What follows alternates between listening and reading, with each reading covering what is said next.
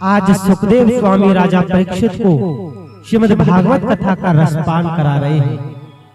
आज जैसे ही सुखदेव स्वामी राजा परीक्षित को कथा श्रवण करा रहे थे, उसी समय देवताओं को पता चला कि मृत्यु लोक पर श्रीमद् भागवत कथा परीक्षित को सुनाई जा रही है। उस परीक्षित को जिसे 7 दिन में मृत्यु का शाप था, आज सभी देवता अमृत का कलश लेकर सुखदेव स्वामी जी के सामने प्रकट हो गए।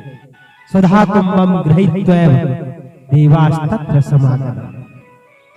और उस अमृत के कलश को देखकर सुखदेव स्वामी से बोले, हे सुखदेव स्वामी, ये अमृत का कलश लीजिए, इस कलश को राजा परीक्षित को पिला दीजिए और जो श्रीमद् भागवत कथा है उसे हमें सुना दीजिए।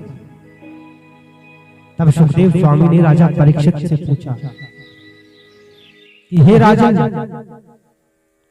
तुम्हें 7 दिन बाद मृत्यु का शाप लगा है, जिसके निमित्त में मैं तुम्हें श्रीमद् भागवत कथा श्रवण करा रहा हूं। ये देवता तुम्हें अमृत पिलाना चाहते हैं। इस अमृत के बदले तुम अमर हो जाओगे। क्या तुम चाहते हो कि तुम्हारी जो श्रीमद् भागवत कथा है वो मैं इन देवताओं को सुना दूं? तब राजा परीक्षित ने पूछा, हे स्वामी जी, इस श्रीमद् भागवत कथा और ये अमृत कलश में अंतर क्या है, पहले मुझे ये बताइए। तब सुखदेव स्वामी जी ने बताया कि देखिए, अमृत आप पियोगे तो अमृत पीने के बाद सीधे स्वर्ग में जाओगे, लेकिन स्वर्ग में कब तक रहोगे? जब तक तुम्हारे वो अमृत के पुण्य तुम पर टिके हुए हैं, जब तक तुम्हारे पुण्य बने हुए हैं तब तक स्वर्ग में रहोगे। और जैसे ही तुम्हारे पुण्य नष्ट हुए, तुम्हें मृत्यु लोक पर फिर से आना पड़ेगा।